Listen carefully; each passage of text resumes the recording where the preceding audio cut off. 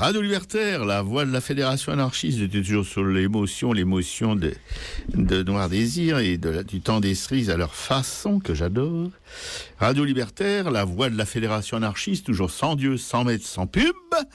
À Racaille, tout de suite, je vous donne l'adresse du blog de l'émission, www.aracaille.fr. Et là, sur ce blog, vous pouvez évidemment vous exprimer, faire des commentaires, etc., etc., etc. Voilà.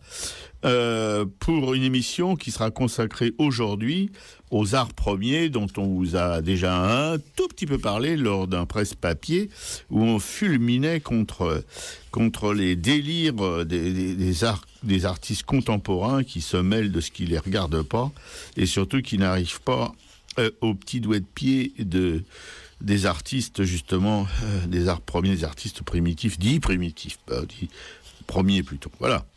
Alors, une émission qui regarde l'art d'une manière différente, enfin on espère en tout cas, et qui dénonce les sales coups de la politique politicienne. Vous savez, dans notre presse-papier, on essaye en tout cas on sort du magma des infos politicardes, on sort quelques perles dont on vous met au parfum, quoi. Voilà.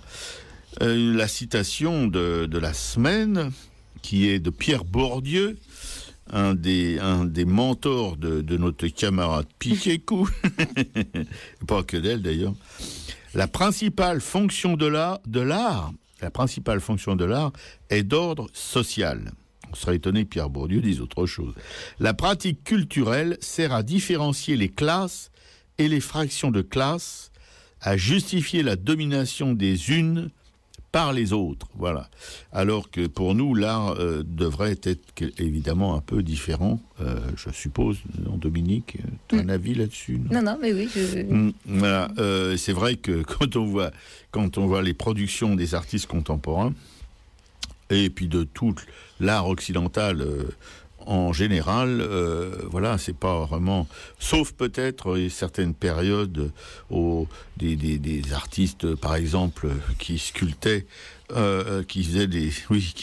qui ornementaient des cathédrales, qui étaient assez libres. C'était des gens qui avaient appris la sculpture en tapant, en étant tailleurs de pierre, donc des autodidactes pour la plupart, et qui signaient jamais leurs œuvres, et qui ont produit des chefs-d'œuvre de liberté, voilà, sur des édifices qui n'étaient pas franchement dédiés à la liberté. Bon, c'était cette citation de Pierre Bourdieu, il y en aura d'autres de lui, mais ici il était assez avare en citation, d'ailleurs, comme beaucoup de gens de son espèce. Il écrivait de très très gros livres. Oui, par contre, oui, il écrivait des espèces de pavés, oui, assez difficile pour des gens qui n'ont pas sa culture, bien qu'il soit assez compréhensible, non? Pas toujours. Il est plus compréhensible à l'oral qu'à l'écrit, non, parce que justement il est connu pour écrire des phrases très longues, et justement c'est quand même un paradoxe entre son analyse de la domination et ses bouquins qui effectivement sont quand même pas si faciles pour le commun des mortels, quoi. Tout à fait, voilà. Bien, et on va démarrer, je répète, cette émission qui sera consacrée à une partie, évidemment, ce sont les arts premiers, mais on peut pas embrasser, comme on dit, toute la culture qui se rattache à ces arts premiers, parce que c'est immense, et elle est fondatrice, vous en apercevrez, ou vous en êtes peut-être déjà aperçu, de l'art moderne en tout cas.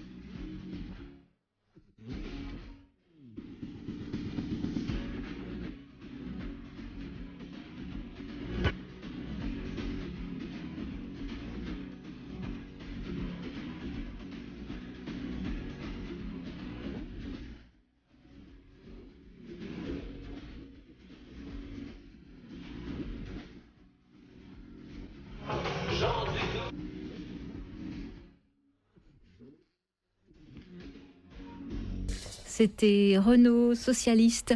Je rappelle le numéro du studio, le 01 43 71 89 40, si vous voulez nous joindre pendant les pauses musicales. Et vous êtes à l'écoute de Radio Libertaire, la voix de la Fédération anarchiste, toujours sans Dieu, sans maître et sans publicité.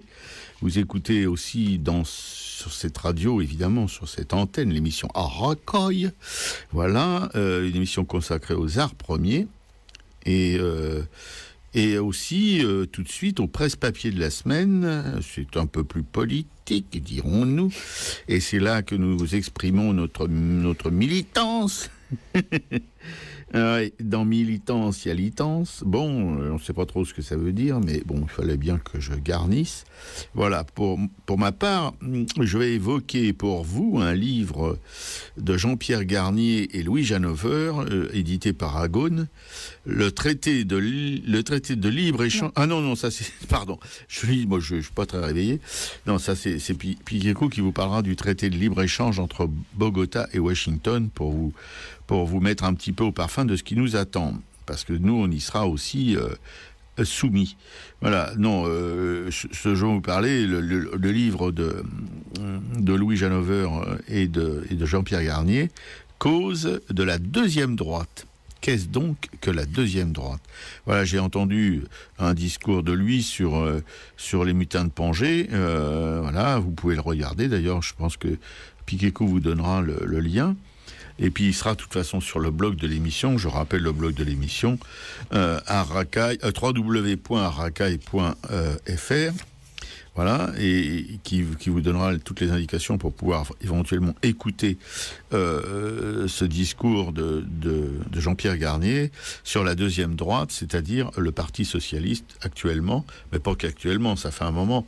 D'après lui, depuis 1947, le Parti communiste le Parti socialiste se mélange les crayons. À propos du socialisme, justement, voilà, ça fait très longtemps que comme pour les communistes par la suite, qui vont abandonner leur idéal révolutionnaire et virer virer le graphisme de la faucille et du marteau, de leur espèce de drapeau. Voilà, et depuis on sait ce qu'ils sont devenus, aidés en cela par Mitterrand, qui était lui aussi un fameux de cette deuxième droite, qui chaque fois que, si vous voulez, ça explique que, par exemple, que la droite, il y a des réformes qu'elle peut pas faire parce que la France entière serait dans la rue. Alors, qui c'est qui s'en charge, vous le donnez 1000? Eh ben, c'est la gauche. Enfin, la gauche. La deuxième droite, plutôt. Il se repasse la balle. Voilà. Et on est en ce moment en plein dedans parce qu'avec ce qui se prépare avec le nouveau gouvernement dirigé par, vous savez, par ce petit pet au cul, là, ce petit pet sec de Valls, là, qui un petit coq, hein, qui marche bien droit sur ses petites papates, voilà. Il ne faut pas s'attendre, je crois, à un grand bouleversement dans la politique sociale de ce gouvernement ou de cette deuxième droite. Ça va continuer sur les rails. On va en avoir toujours plus plein la gueule, etc., etc., etc. Alors évidemment, dans tout ça, participe à la fête, et évidemment, la presse, l'audiovisuel, etc., etc., tous des gens qui sont plus ou moins inféodés par l'entremise de la deuxième droite à la première et à ceux qui les financent. Vous savez, comme aux États-Unis, quand on sait que le jour de l'élection d'Obama, quand j'ai su qu'il avait été que ses principaux mécènes, ceux qui lui ont filé du fric pour sa campagne, étaient les gens de Wall Street, et qu'ils en ont plus filé à lui qu'à son concurrent, et c'est pour ça qu'il a gagné. On pouvait se dire dès cet instant qu'il n'y a pas grand-chose qui allait changer. Et effectivement, il fait la politique des grandes multinationales, justement avec ce traité de libre-échange dont va vous parler Piquet-Coup dans la suite de ce presse-papier. Voilà, c'est quelque chose d'absolument invraisemblable, dans lequel la deuxième droite est partie prenante, évidemment. Je vous en avais déjà vaguement évoqué ici. Hollande a, si vous voulez, dans sa dernière rencontre avec Obama, qui s'est très bien passée, il était reçu vraiment comme, voilà, si c'était l'allié principal des États-Unis, alors que c'est pas vraiment le cas. Ouais, et Hollande a rassuré Obama en disant à peu près ces termes. Moi, je fais pas du copier-coller, moi non plus, comme Piquet-Coup, et qui disait, si vous voulez, que il allait faire tout ce qu'il pouvait pour assurer la création de ce traité de libre-échange via l'Europe. Vous voyez, et ce traité de libre-échange qui va nous livrer pieds et poings liés aux multinationales principalement américaines. Voilà. Alors cette deuxième droite favorisera toujours on le voit encore avec cette espèce de tartufferie là de choses concernant les patrons, là, ces dons qui sont faits aux patrons, voilà, et les patrons, dont Gattaz, le porte-parole, a dit ouvertement que ça serait versé en dividendes aux actionnaires des entreprises du CAC 40. Vous voyez, déjà, mais ils ont toujours fait ça. Tout l'argent que l'État, et c'est des milliards et des milliards, je veux dire, des centaines de milliards que l'État, depuis la libération, a refilé au grand capital, et ils en ont toujours fait. Ils n'ont pas investi dans l'outil de travail ou essayé de prospecter de nouveaux marchés, mais ils ont d'abord rincé leurs actionnaires. Voilà. À quoi servent les munificences de notre État de droite à perpétuité, parce que vous savez que la France est un pays extrêmement conservateur et qu'il ne faut pas être étonné que la gauche soit qualifiée par Jean-Pierre Garnier et Jean-Louis Hannover de deuxième droite. Voilà, bon, vous pourrez utilement regarder ce doc qu'il y a sur les mutins de Pangée, dont Piquet-Coup vous donnera les liens dans le blog, et puis aussi acheter le bouquin, c'est aux éditions Agone, qui s'appelle justement La deuxième droite. Voilà, vous serez vraiment au parfum. Nous, avec Piquet-Coup, on n'a pas été franchement bouleversés d'étonnement, parce que on est convaincu.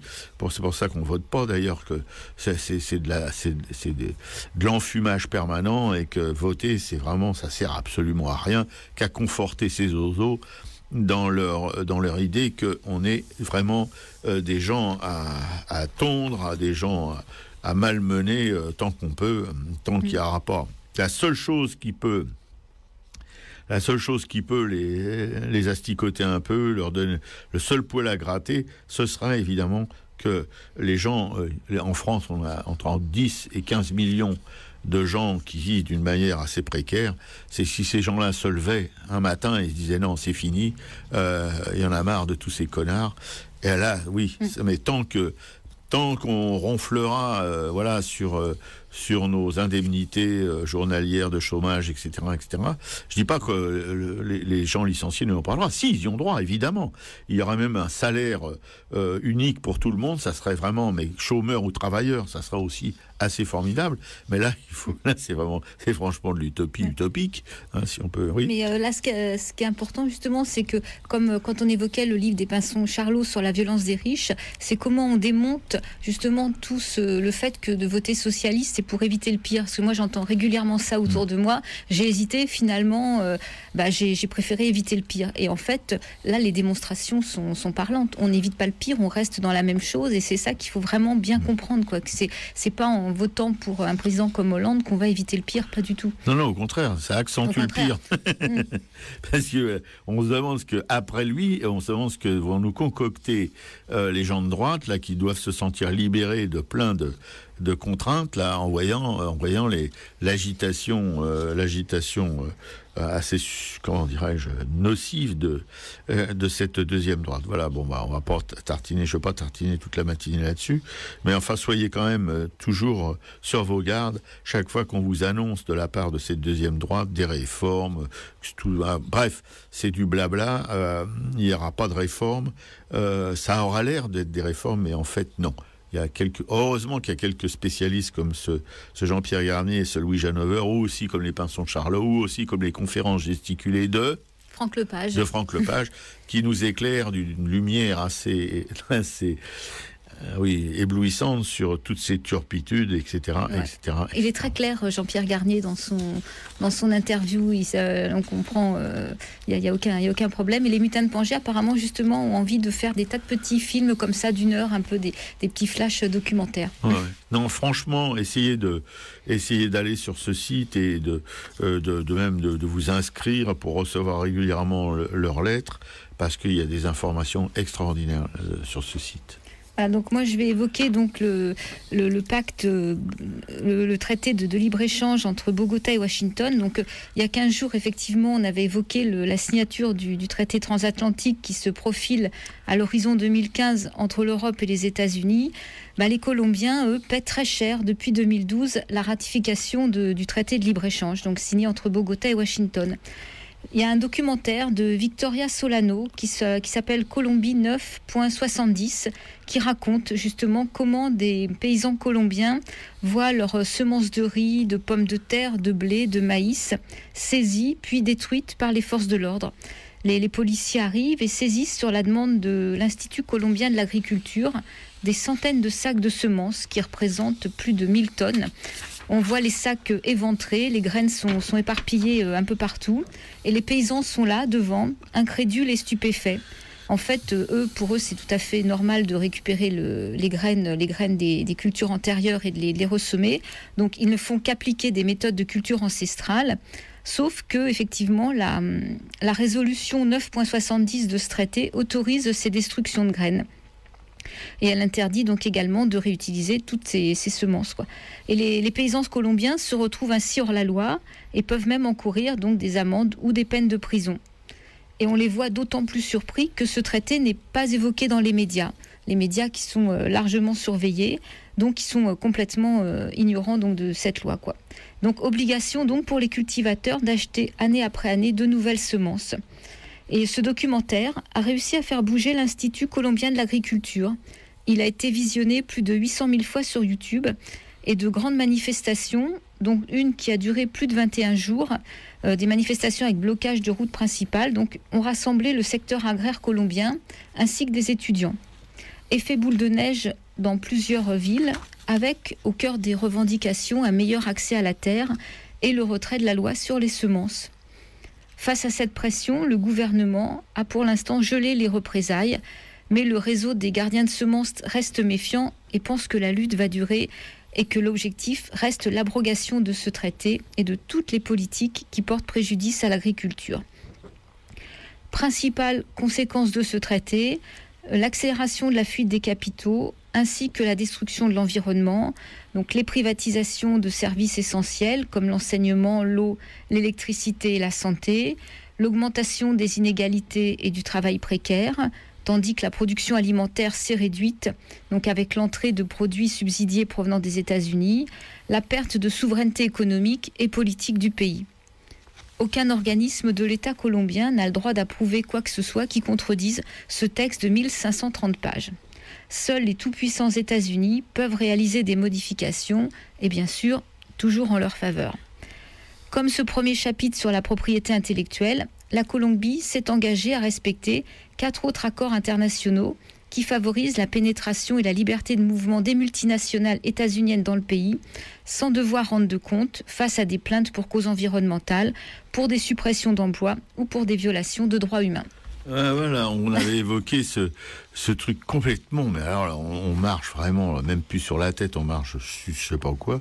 Ce CERCI ou un truc comme ça, l'organisme qui est aux États-Unis et qui juge les conflits. Voilà, parce que non seulement ce sont les États-Unis qui sont à la manœuvre, mais s'il y a des gens qui sont pas contents, et ben le recours se trouve aux États-Unis. Et tous les recours qu'il y a eu, le tribunal américain chargé de ça a donné raison évidemment aux multinationales américaines. Ouais. Voilà. Alors c'est ce qui attend l'Europe. Vous voyez, et ça, on vous en a déjà parlé. Il y aura l'autorisation de l'extraction de cette saloperie là de gaz de schiste. De gaz de schiste. Il y aura voilà la javellisation des poulets, etc., etc., etc. Et comme au Canada où ces gens-là aussi sont dans ce traité et ils voulaient construire un pont et non, ils n'ont pas pu le construire parce qu'il y avait un pont qui était d'une société américaine à côté et ils ont demandé 3 milliards de dommages et intérêts, 3 milliards de dollars de dommages et intérêts pour entrave à leur pour abus de je sais pas quoi d'ailleurs parce que les Canadiens avaient besoin d'un deuxième pont parce que le privé était complètement impraticable tellement il y avait de bagnoles qui passaient dessus. Voilà. Alors ça veut dire qu'en France, par exemple, si les paysans déjà on est soumis plus ou moins aux grands semenciers qui eux aussi interdisent en France d'utiliser des semences anciennes pour les replanter.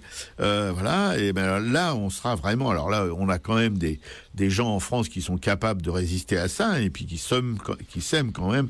Il y a des gens qui produisent des semences, voilà, qui sont françaises, qui sont issues de l'agriculture française. Voilà. Mais à partir du moment où on adhérera à ce traité de libre-échange, on n'aura plus aucun recours. Ouais. Parce que les recours se passeront aux États-Unis et la France payera des milliards pour pouvoir, d'amende.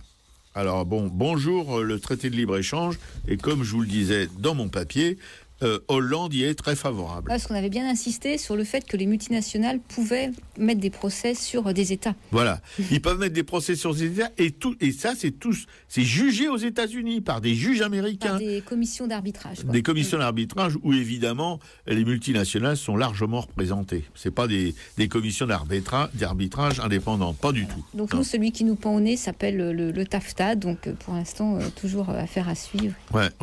Mais là, je vous dis Bon, il y a eu l'aéroport de Notre-Dame-des-Landes qui semble en voie de disparition, enfin le projet en tout cas, mais à côté de ce qui nous attend, c'est presque, on dit pas que c'est de la rigolade, parce qu'il y a des gens qui ont payé par des blessures, qui ont payé par du temps donné, etc., depuis des mois qui se battent sur le terrain, mais je veux dire, là ça va être multiplié par 10 000, quoi. Voilà, c'est les dégâts, en tout cas, pour notre pays, pour toute l'Europe. Ouais. Sinon, une info un peu hors sujet, mais comme on avait évoqué, c'était le vigneron dont tu avais parlé qui risquait d'être condamné pour avoir refusé de mettre des pesticides. En fait, on lisait hier que finalement, il est condamné à 500 € d'amende avec sursis. Donc une peine qui est restée finalement planchée par rapport à ce qu'il encourait au départ. Quoi. Ouais, merci le tribunal qui a été chargé de ça. On voit que la justice, quand même, en France en tout cas en ce moment, est de moins en moins dépendante, enfin c'est l'illusion qu'elle donne en tout cas, est de moins en moins dépendante de ces choses, de ces contraintes sur l'agriculture. Ouais, mais il y a surtout une grosse mobilisation bien sûr, pour le défendre. Bien sûr. C'est pas d'elle-même qu'elle le fait, c'est parce que derrière il y a des dizaines, voire des centaines de milliers de gens qui se manifestent pour protester. Voilà.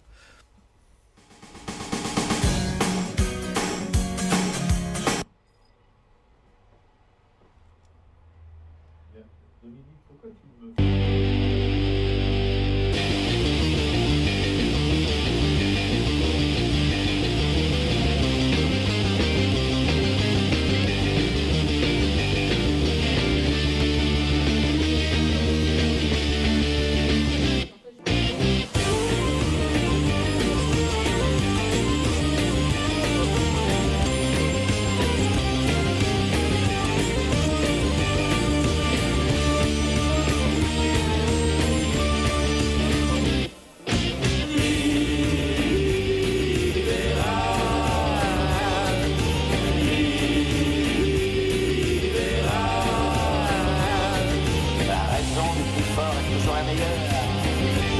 Protégeons le capital qui s'engueule.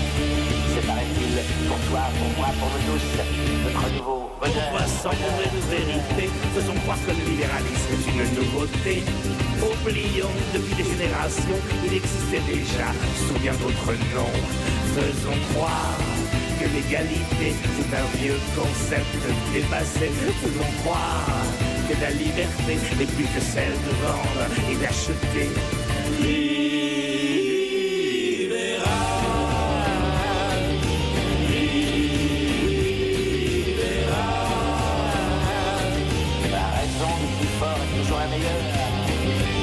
Protégeons le capital qui s'engueule. C'est paraît-il pour toi, pour moi, pour nous tous, notre nouveau bonheur. Faisons rentrer dans toutes les têtes que tout cela est vraiment inéluctable, que la terre est désormais un simple produit et que c'est irrémédiable. On ne va pas s'encombrer de délicatesse, l'art et la culture ne remplissent pas les caisses, mais ça dérange nullement les actionnaires, que la misère elle aussi, elle prospère.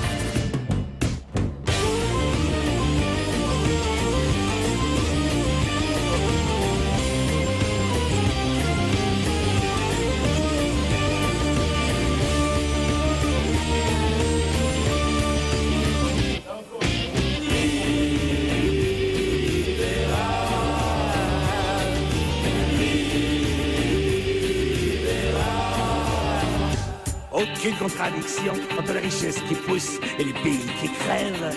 Pourquoi culpabiliser? À part l'argent, il n'y a plus de guerre que les rêves. Comme toujours, la mafia plastronne, elle est devenue libérale, Capone. Même à gauche, les notables disent que c'est incontournable. Alors n'écoutons pas tous ces mensonges, et bougeons avant que notre monde plonge.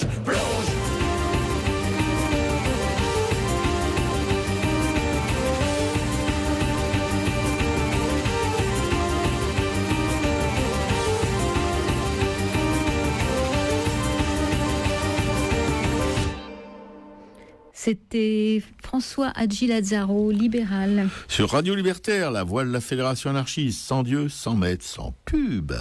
Un racaille pour une émission consacrée aux arts premiers, dont Piquet-Cou va tout de suite vous parler en évoquant un conte africain. Non, aborigène. Ah non, pardon, oui, je me gourde. C'est aborigène. Ouais. Ah ouais. Ah oui, un conte aborigène très poétique, merveilleux, de mon point de vue en tout cas. Voilà un conte qui s'appelle L'oiseau Brolga. Pendant le temps du rêve, Brolga était la plus merveilleuse danseuse qu'on ait jamais vue. Ses danses chantaient l'histoire des esprits et de la tribu. Et quand elle dansait, le village était enchanté.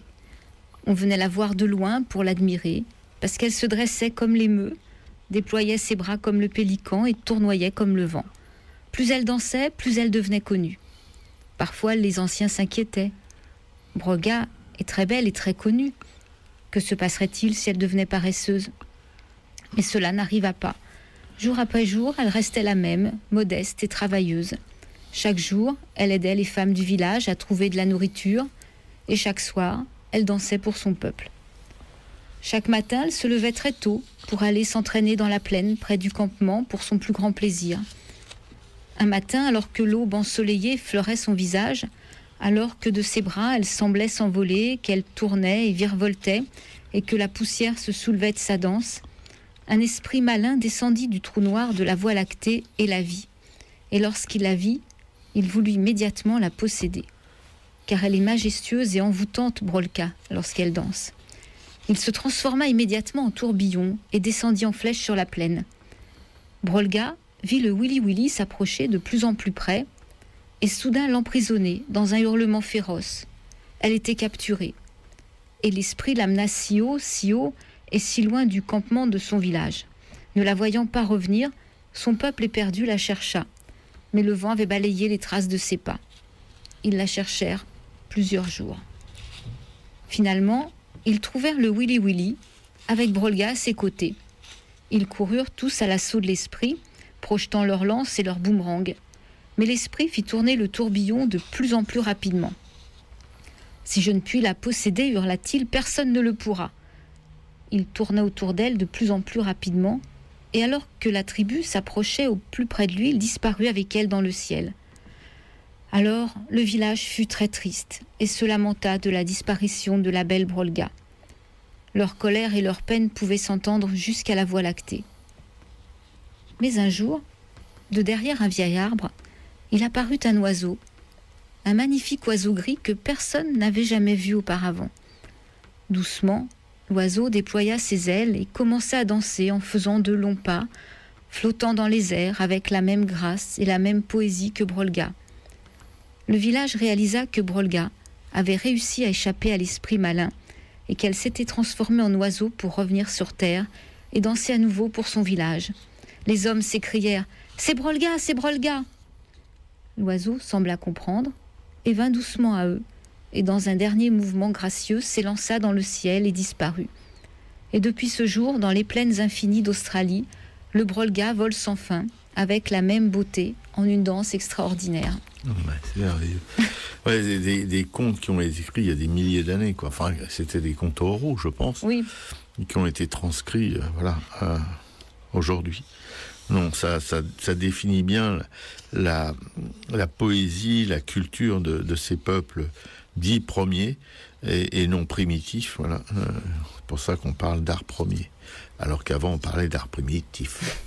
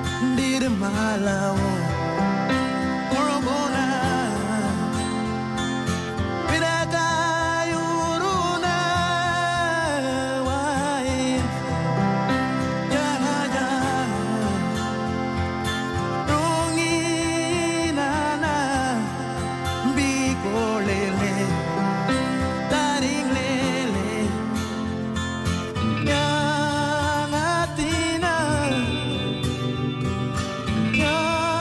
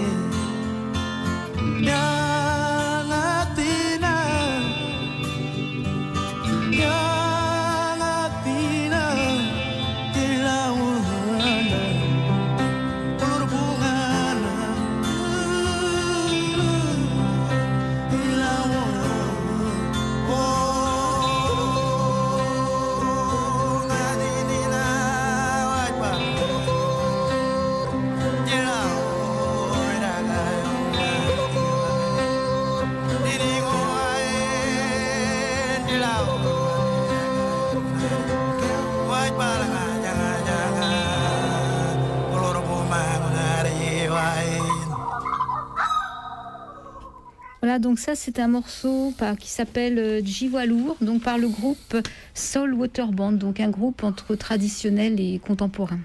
Oui, c'est sur Radio Libertaire, la voix de la Fédération anarchiste, les arts premiers, avec Arracaille et puis Kékou à la régie, aux choix musicaux comme celui-ci, sur les chants aborigènes, et puis aussi des textes comme ce conte qu'elle vous a lu.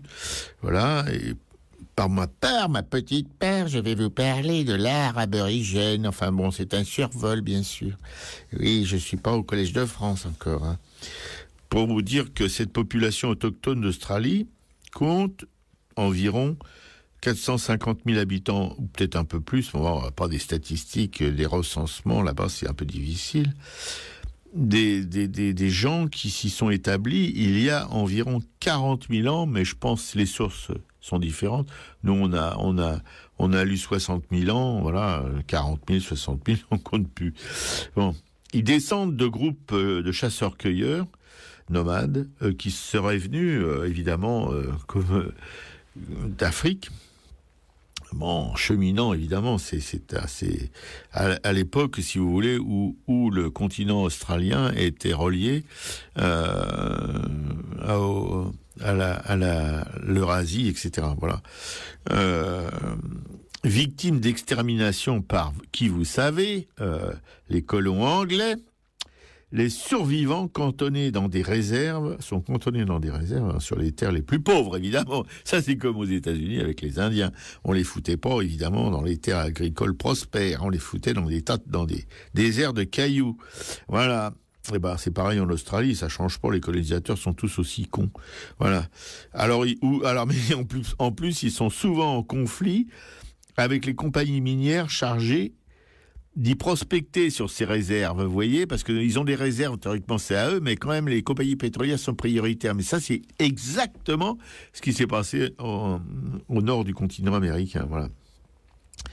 Dans les années 90, ils ont obtenu la reconnaissance d'un droit au sol. Et en 2008, ils ont reçu les excuses officielles du gouvernement australien. Un peu tard, vous voyez, parce que ça faisait quand même 3 siècles qu'ils étaient là, au moins. Ils ont reçu les excuses officielles du gouvernement australien qui a déploré les souffrances subies par ces générations volées. Oui, parce que jusqu'aux années 70, en effet, des milliers d'enfants ont été enlevés à leur famille à des fins d'assimilation. Bon, ça c'est la partie historique incontournable qu'il faut rappeler de temps en temps pour que soit bien dans nos têtes le fait que toute forme de colonisation se ressemble. Vous voyez ce qui se passe en ce moment en Palestine avec les Israéliens. Voilà, c'est pas mieux non plus. Eux, ils sont arrivés encore à une sophistication encore plus grande pour l'extermination en douceur du peuple palestinien, en le privant de ses terres, etc. Voilà, de sa mémoire surtout. Ouais, des milliers. Alors, par contre, depuis toujours, c'est un peuple très religieux. Vous savez, le temps du rêve, tout ça, c'est vraiment très religieux. Les aborigènes ont le culte des ancêtres et des totems. On peut dire aussi le culte de la nature, bien sûr. Et d'ailleurs, personnellement, parce que je dois quand même donner mon avis, je préfère, si vous voulez, à leurs peintures actuelles, qui sont vraiment des peintures commerciales, qui n'ont pas grand-chose à voir, de mon point de vue en tout cas, avec le vrai art aborigène. J'adore, moi, des poteaux funéraires Pucumani. Pucumani, hein, quand même, j'ai été chercher loin ces termes. Ce sont qui sont creusés dans des troncs d'arbres qu'on dit des arbres de fer ou à fer. Enfin, c'est des bois très durs, un peu comme ce bois d'ébène. Et c'est des cercueils qui font 2 mètres. Alors, ils ressemblent à des totems, évidemment, mais ce sont des cercueils, en fait, qui mesurent, en gros, 2,50 mètres, à l'intérieur duquel on mettait les morts, les cadavres des gens qu'on aimait, de la famille, etc. Et c'était décoré, sculpté, décoré. Je trouve que c'est magnifique. C'est un art sculptural, d'ailleurs, qui rappelle étrangement l'art africain, les totems africains, voilà,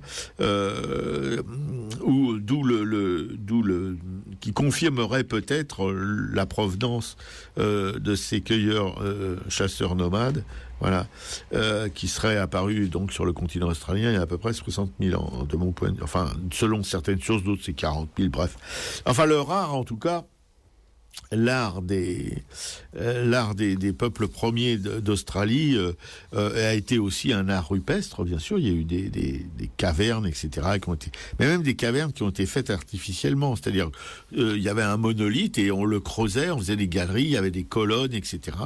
Mais c'était en pleine nature, c'était pas en sous-sol, on creusait l'intérieur du monolithe pour en faire justement un lieu de culte où il y avait des peintures rupestres.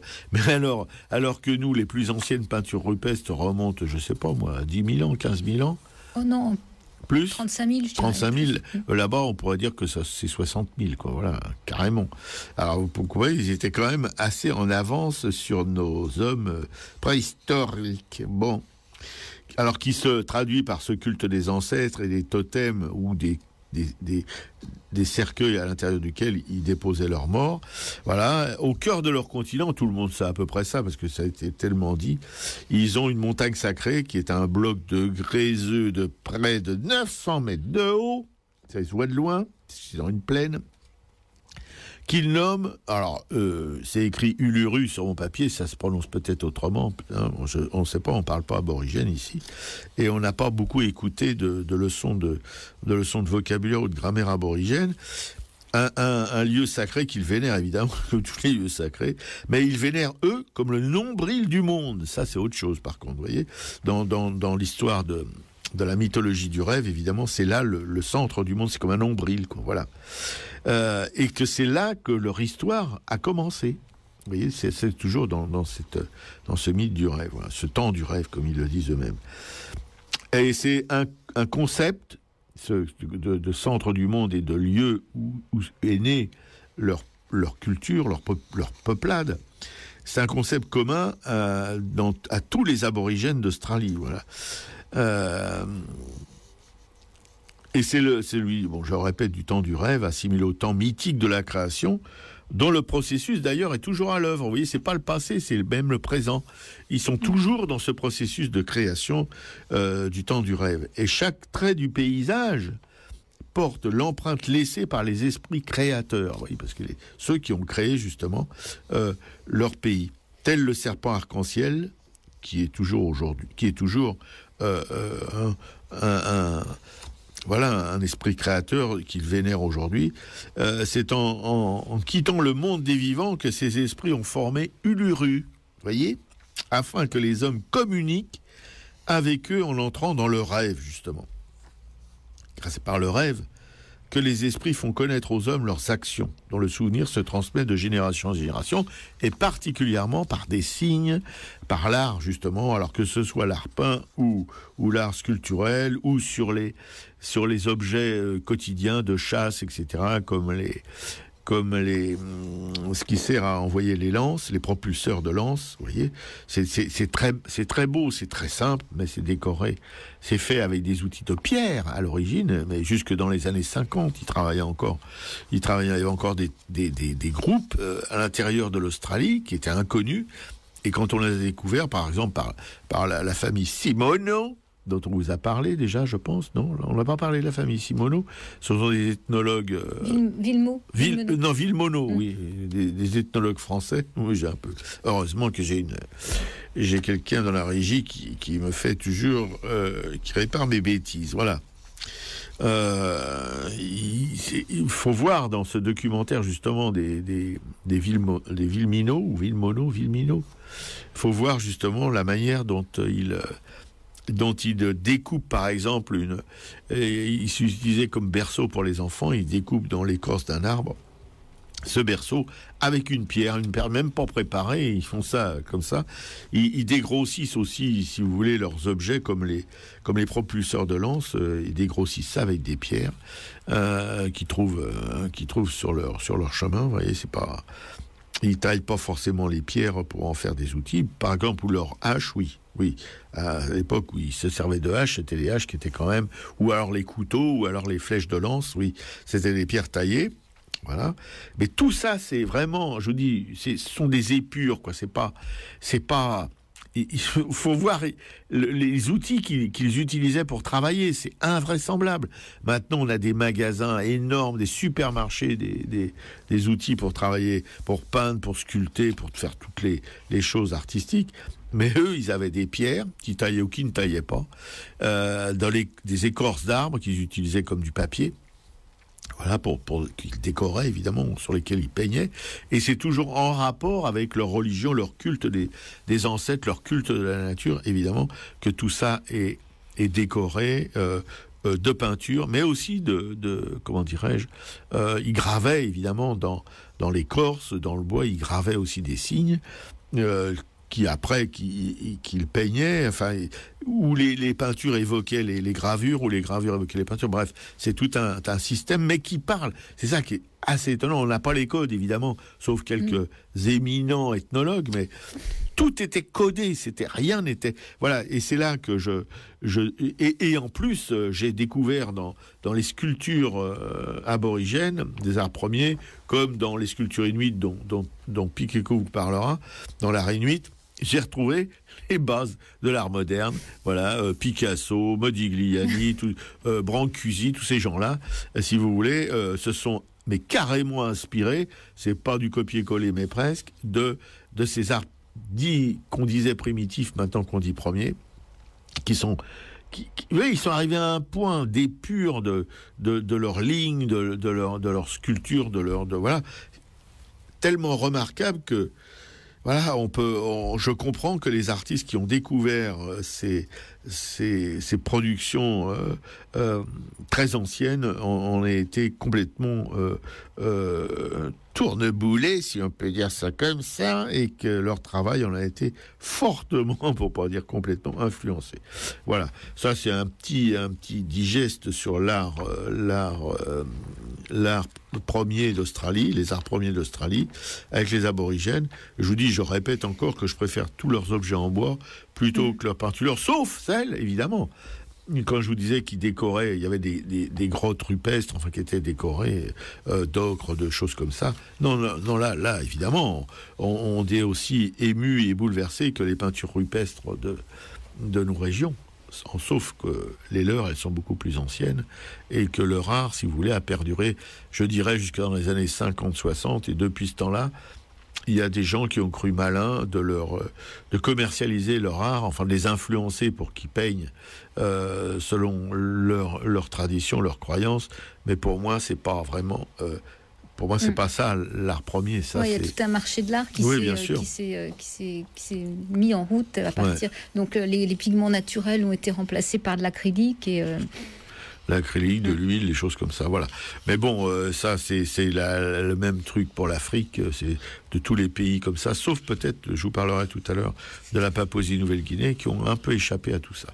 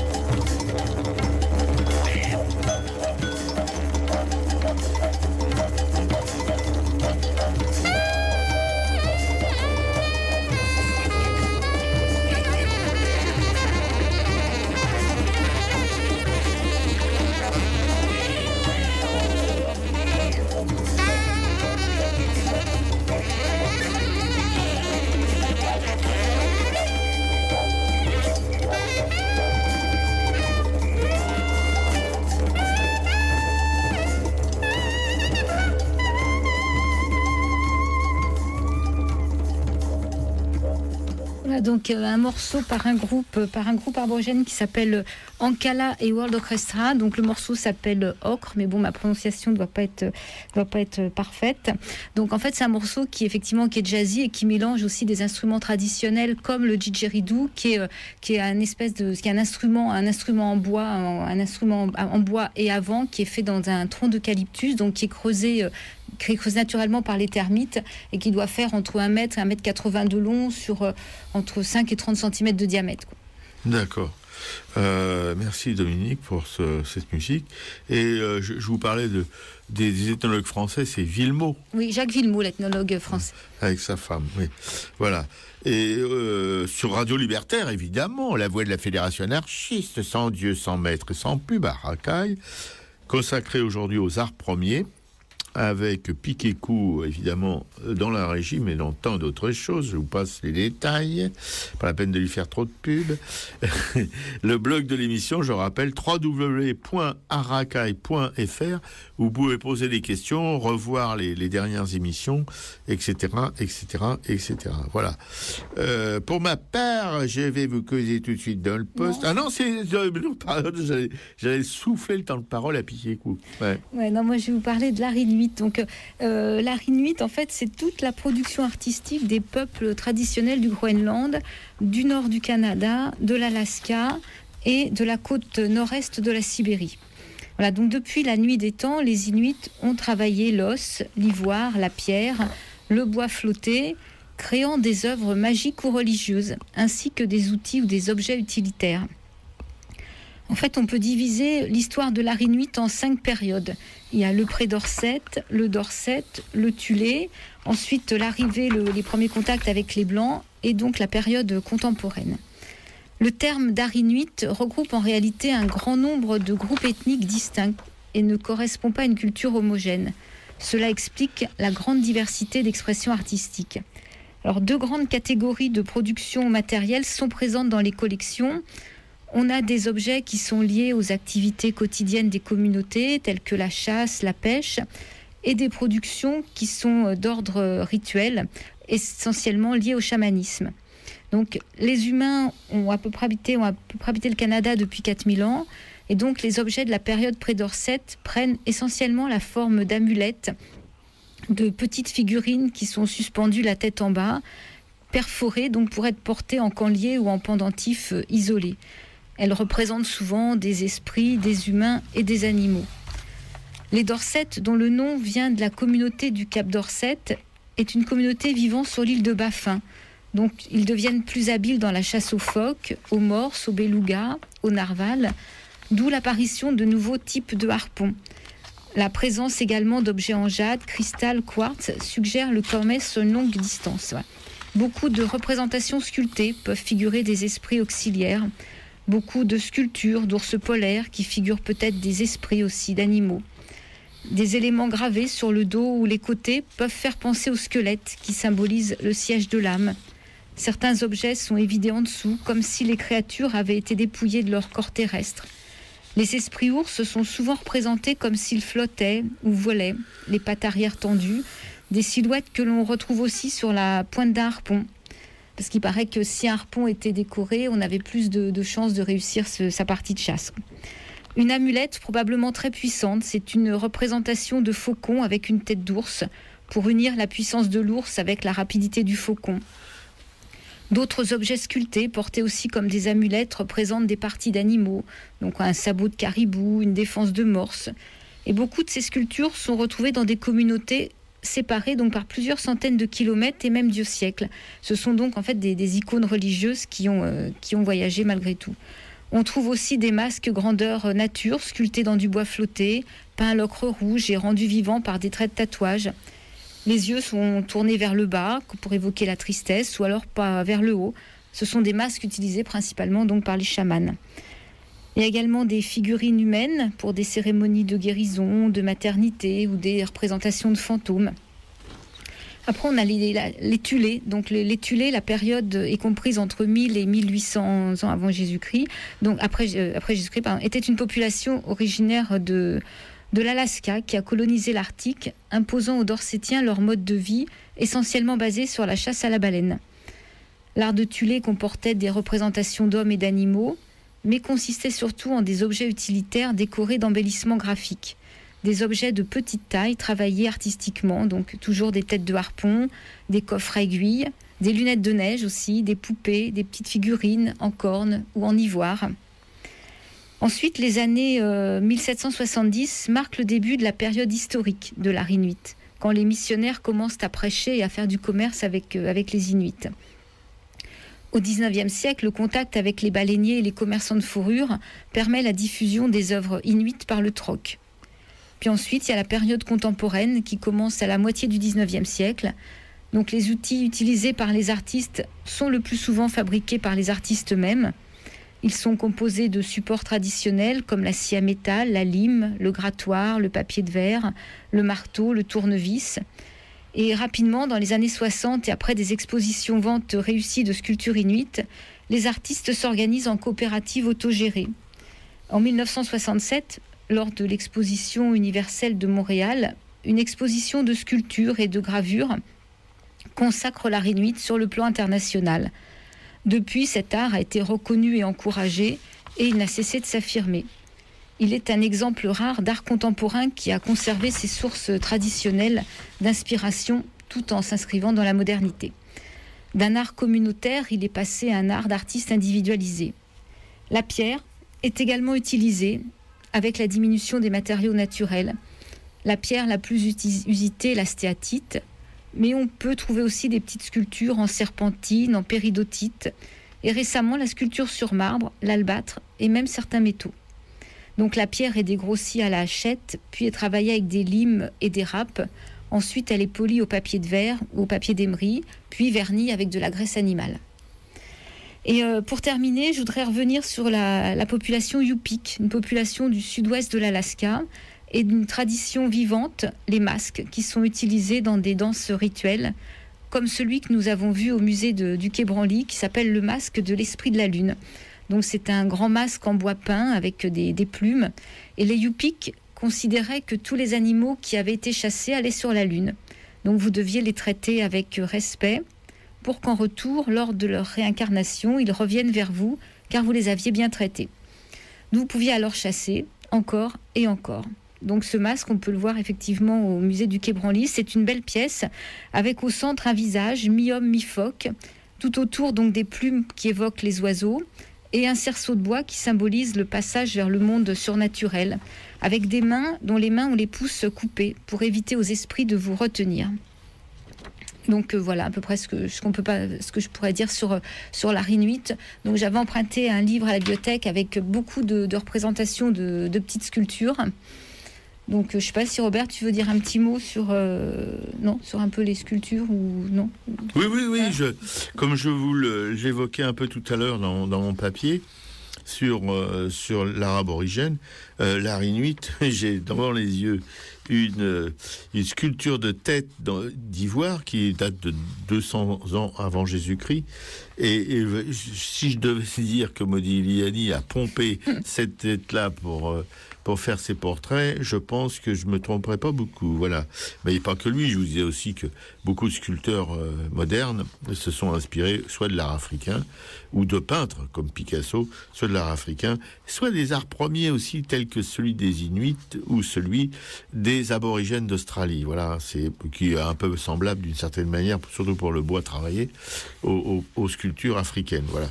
Donc c'est assez un ricanement de l'histoire de l'art, quoi, que des gens qui ont gagné des fortunes, enfin dont les œuvres valent des fortunes, surtout maintenant, sans ces arts premiers, probablement, n'aurait jamais existé, quoi. Voilà.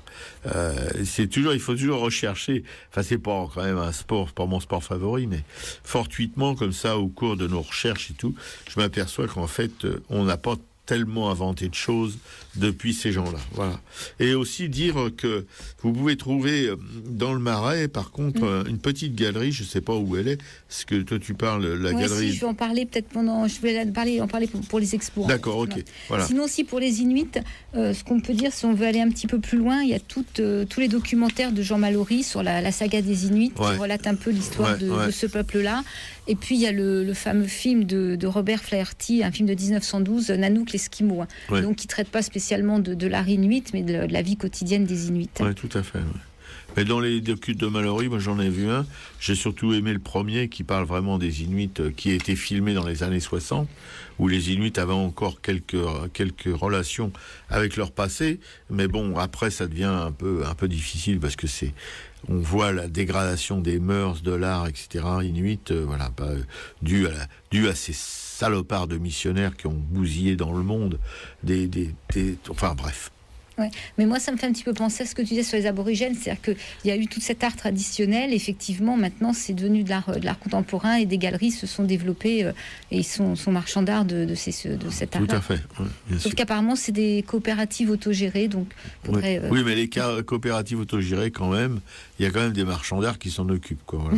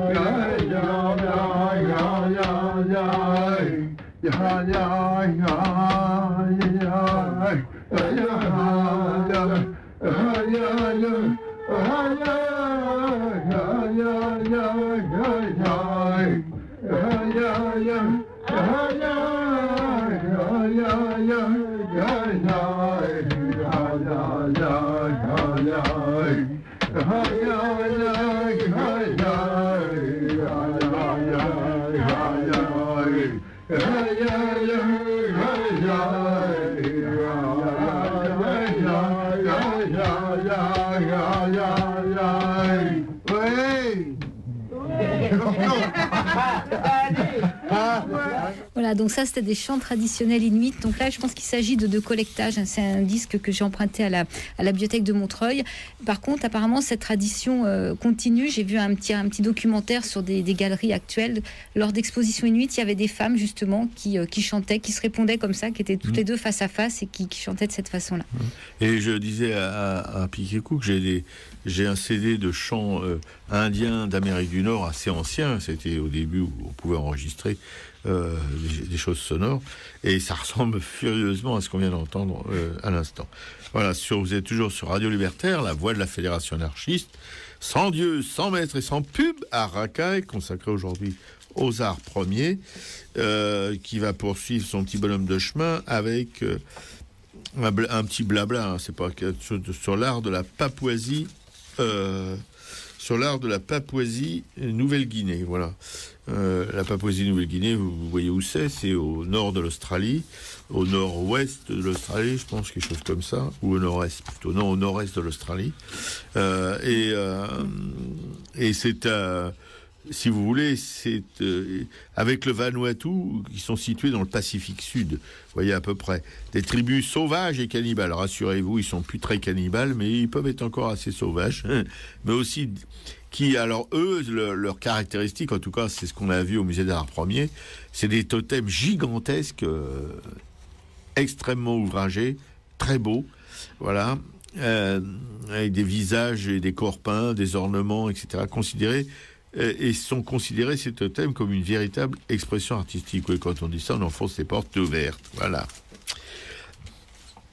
Et des pièces de ces régions de Papouasie-Nouvelle-Guinée, très reculées, sont entrés évidemment dans les plus grands musées, parce que, outre leur beauté, ces objets se caractérisent par la diversité des matériaux utilisés. Là, ils ont une imagination, les Africains, ils sont enterrés. Hein. La variété des formes, des couleurs, l'habileté des sculpteurs, peintres ou vanniers, la complexité de codes et de signes claniques. Voilà. Alors, pourquoi je dis les Africains sont enterrés? Non, c'est un peu méchant mon truc, mais je veux dire que j'ai été stupéfait de voir évidemment cette prolifération, cette explosion de création, vous voyez, pas forcément de virtuosité, mais quand même ils sont capables avec un tronc d'arbre de faire quelque chose d'invraisemblable. Voilà, et je dis des totems qui font combien de haut? 3-4 mètres de haut, hein, c'est énorme. Voilà. Ce sont aussi des objets d'études ethnologiques. Alors, ça, bien sûr, mon pote, on s'en serait pas douté, qui nous renseignent sur certains modes de vie qui n'ont pas fondamentalement évolué depuis l'arrivée des Européens. Oui, parce que c'est... Ouais, bref. Le Vanuatu et la Papouasie-Nouvelle-Guinée ont préservé leurs traditions. Pourquoi ? Parce que l'influence de l'Occident y a été limitée. Parce que c'est des centaines d'îles, de vallées, de dialectes différents et des conditions aussi de vie très rudes, des accès difficiles, ce qui les a isolés, justement, heureusement, de la pollution du monde occidental. Voilà, beaucoup de rites, de cérémonies, de pratiques culturelles et d'objets du passé perdurent aujourd'hui. Oui, on y collecte d'ailleurs encore des objets d'art tribal de grande qualité. Vous voyez, il y a encore dans ces régions, mais ça s'explique, comme je l'ai dit précédemment, par l'étendue d'abord extraordinaire des milliers d'îles, etc., qui sont toutes difficiles d'accès, qui sont couvertes de forêts à peu près impraticables pour nous, pas pour ceux qui y habitent, évidemment. Voilà, ils sont là depuis des milliers d'années, ils ont eu le temps de se... Et je me souviens qu'il y a une dizaine ou quinzaine d'années, peut-être 20 ans, je sais plus, j'étais dans le sud à ce moment-là, j'avais vu un doc sur la découverte d'une tribu, c'est même pas une tribu, d'un groupe, disons, un groupe en Papouasie-Nouvelle-Guinée qui était carrément qui en était à l'âge de pierre comme les aborigènes d'Australie dans les années 50, mais complètement inconnu, qui vivait justement dans une grotte. Voilà, tout le groupe vivait dans une grotte, ils étaient nus et ils se nourrissaient de poissons, de tout ce qu'ils récoltaient dans la forêt, quoi. C'était impressionnant parce que c'était une découverte là justement en Papouasie-Nouvelle-Guinée c'est un territoire énorme, je vous dis, et je répète que comme des milliers de vallées, d'îles et de dialectes différents, voilà, tout ça dans des conditions de vie assez primitives et difficiles. Voilà, c'est la Papouasie-Nouvelle-Guinée. Je vous conseille ici, enfin je vous conseille pas, mais on vous a fait part de notre visite dans ce haut lieu des arts premiers qui est le musée du Quai Branly, qui est une branlette aussi d'artistes contemporains pour y accéder. C'est vraiment un chemin de croix, si on peut dire. Si on est pratiquant, si on n'est pas pratiquant, c'est vraiment un truc complètement éreintant, qui n'a aucune raison d'être. Enfin bref, c'est présenté comme une création géniale d'art contemporain. Moi, je suis une présentation géniale de merde contemporaine. Bon, mais je suis pas tout à fait impartial dans le choix de mon vocabulaire. Mais c'est dans les collections aussi de Papouasie-Nouvelle-Guinée qu'il y avait de très belles pirogues en bois. Absolument, oui, des pirogues funéraires ou des pirogues... Voilà, oui, c'est magnifique aussi, gigantesques. Voilà, c'était pas des pirogues qui étaient utilisées pour pagayer sur les rivières tous les jours, mais c'était des trucs, des objets de culte, etc., etc. Oui, évidemment, il y avait ça. Moi, je vous parle de ce qui est le plus frappant, mais il y avait aussi des cuillères en bois qui étaient magnifiques. Voilà, il y avait des portes. Des portes. Ah oui, des portes de cases qui étaient extraordinaires. Et puis aussi des décors de cases, parce qu'à l'extérieur, il y avait Et c'est là qu'il y avait des têtes en bas, non ? À la porte des cases. Oui, voilà. Alors, parce que quand on parle de cet artiste-là, tu m'avais rappelé le nom. Georges Baselitz. Tu parles de Georges Baselitz avec ses peintures avec les têtes en bas, faut pas chercher trop loin. Oui, il a trouvé l'inspiration. C'était évidemment dans le décor des habitations de Papouasie-Nouvelle-Guinée, pas de toutes, mais de certaines. Voilà, parce que ça représentait des morts encore. C'était aussi le culte des anciens. Et on les représentait toujours la tête en bas. Voilà, c'est ça. C'est juste une tête, il n'y avait pas le corps, mais la tête en bas, voilà. Il y en avait peut-être avec le corps aussi, mais je me souviens pas en avoir vu. Et puis des masques, comme vous en avez parlé, Piquet-Cou, pour les Inuits chez les Papous aussi. Là aussi, c'est une imagination folle, et souvent des masques caricaturaux. On aurait cru à certains moments voir des daumiers ou des choses comme ça, tellement c'était clownesque, voilà. C'est vraiment une production invraisemblable. Ils sortaient un peu vous voyez, par rapport à l'art africain, qui est toujours quand même assez sérieux. Eux, ils arrivaient à faire des trucs qui avaient une sorte d'humour, quoi, de caricature de la vie, quoi. Je trouvais ça assez étonnant et assez intéressant. Des couleurs. Des couleurs, voilà. Beaucoup de couleurs, évidemment. Oui. Et la pierre aussi, et la terre cuite, et tous les matériaux qu'ils pouvaient utiliser, ils les utilisaient, mais ils en faisaient vraiment des objets d'art, on peut dire. Ouais. Et en même temps, à la différence avec notre art actuel, l'art occidental, c'est que c'était un art qui était vraiment issu du peuple, qui s'adressait au peuple. C'était pas un art détaché de la vie. C'est un art qui accompagnait la vie. Nous, on a perdu ça. Maintenant, on fait de l'art purement commercial, des fantasmes de quelques intellectuels branchouilles, voilà. Mais non, je caricature là encore, évidemment, mais voilà, il y a plus la fonction véritable de l'art, là, elle est complètement gommée aujourd'hui.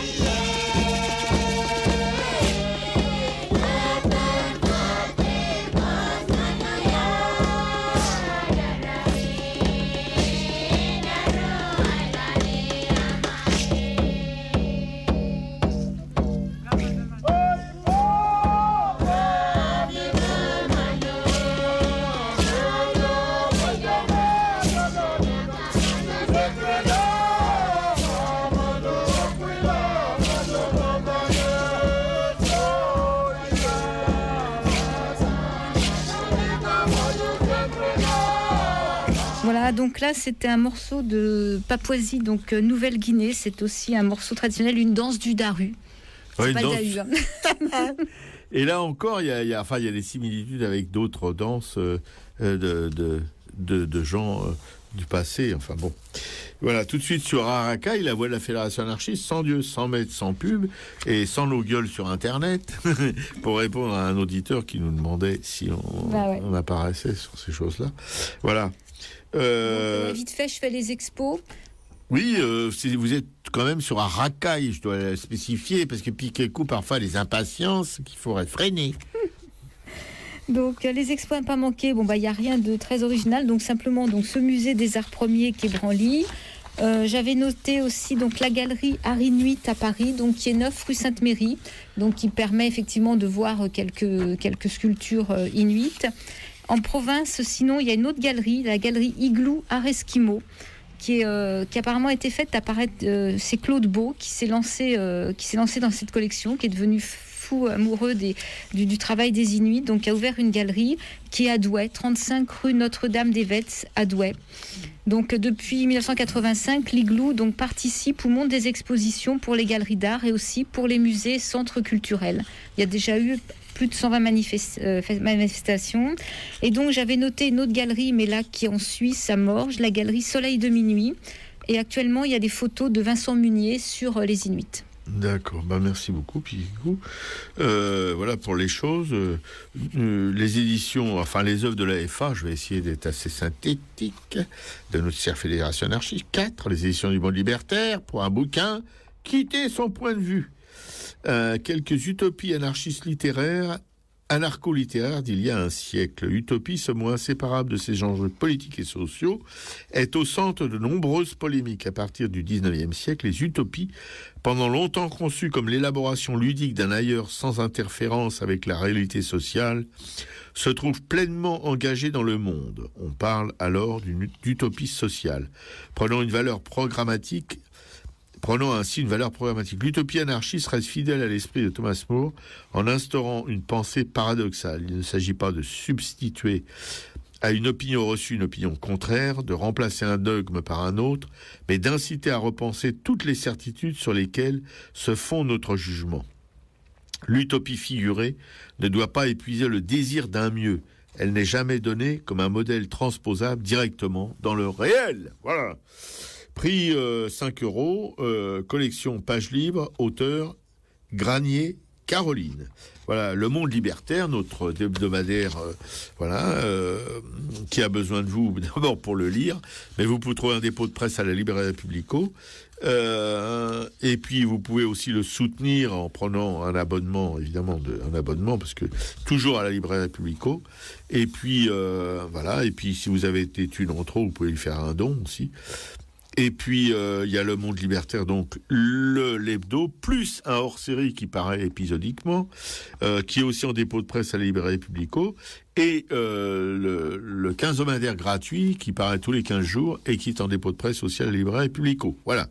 Et puis cette fameuse Librairie Publico, 145 rue Hamelin à Paris, dans le 11e, métro Oberkampf, Fille du Calvaire ou Républicain, qui est tenu d'une main de maître, bien que nous n'en ayons ni de Dieu et que nous ne fassions pas de publicité, ça c'est de la propagande, c'est différent. La Librairie Publico qui est tenue par notre camarade permanent Laurent, qui pourra vous accompagner dans la découverte de cette librairie et qui pourra aussi éventuellement répondre à vos questions, si vous en avez, sur qui on est, qu'est-ce qu'on fabrique dans la vie. Voilà. Laurent, pour ça, est vraiment c'est un militant assez performant, si je peux dire, pour un militant. Ils essayent tous de l'être plus ou moins, mais lui, on peut dire qu'il y est vraiment. Voilà, qui est depuis longtemps dans cet idéal anarchiste dont je vous parlais un peu avant à propos d'un bouquin. Voilà. La Librairie Publico, à laquelle vous pouvez souscrire, si vous voulez, donner de l'argent un peu tous les mois, quoi. Vous voyez, tout ça, Laurent peut vous fournir les formulaires pour tout ça, voilà. Et puis Radio Libertaire, qui est donc cette radio de la Fédération anarchiste, qui émet depuis Paris et diffuse aussi sur Internet sur http://écoutez.radio-libertaire.org. Mais vous tapez sur le net, vous tapez Radio Libertaire et vous avez toutes les infos.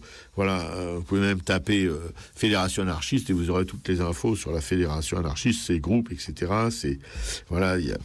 Tout est clair, il n'y a pas de secret. Voilà, ça c'est pour les 4 œuvres de la Fédération anarchiste qui nous permettent, pour la radio en tout cas, de pouvoir vous causer dans le poste tous les mardis. Et pour ça, on remercie, si vous voulez, les gens qui sont mandatés pour faire fonctionner cette radio, ainsi que celui qui se charge de la maintenance de cette radio, sans laquelle vous ne pourriez pas nous écouter. Bon, pour certains, ça sera un soulagement, pour d'autres, ça sera peut-être une frustration. Voilà. Donc nous, avec Pic et Coup, on vous dit bien sûr à la semaine prochaine. On part demain à Amsterdam pour vous. On va aller visiter la maison de Rembrandt, cette maison où il a fait une grande partie de son œuvre, qu'il a malheureusement perdue au cours de sa vie parce qu'il a été ruiné par des connards qui en voulaient à sa peau. Voilà, et on va aller là-bas, on va prendre des trucs, des informations, etc. Et la prochaine émission sera... dans 15 jours. Dans 15 jours, l'émission sera consacrée à ce voyage à Amsterdam. Ouais. Voilà. La semaine prochaine, on parle sculpture, on parle de Robert Couturier, Germaine Richier et Étienne Martin. Ah, c'est ça, absolument. Voilà. Vous êtes informé de ce qui va se passer par la suite. On vous remercie évidemment de nous avoir écoutés. Le blog de l'émission, je le rappelle, www.arakai.fr, et là, vous pouvez évidemment non seulement y aller, mais laisser des commentaires. Nous, ça nous intéresse. Si vous voulez nous envoyer un mail, c'est sur le blog arakai@orange.fr. Voilà, c'est ça. Donc, vous pouvez évidemment aussi nous envoyer des mails. Je vous donne pas notre numéro de téléphone parce que moi perso, je réponds jamais. Et puis voilà. Et puis Kékou, elle fait ce qu'elle veut, mais bon. Je pense pas qu'elle ait vraiment envie de vous passer son numéro de téléphone. Ouais. Donc moi, je termine avec une chanson un petit peu différente de toute la programmation d'aujourd'hui. C'est le groupe Les Maximum Couettes de Lundi, je m'y mets. Mais vous pouvez bien sûr téléphoner à l'émission tous les mardis pendant les pauses musicales, parce que là, on peut répondre à vos questions immédiatement. À la semaine prochaine, au revoir. Salut.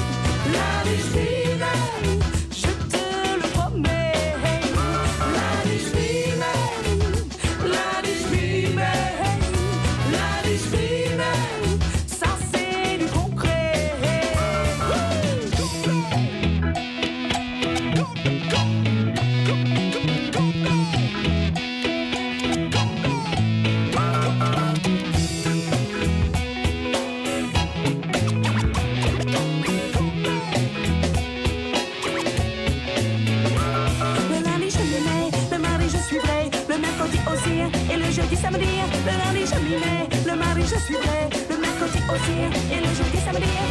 je m'y mets. Le mardi, je suis prêt. Le mercredi aussi. Et le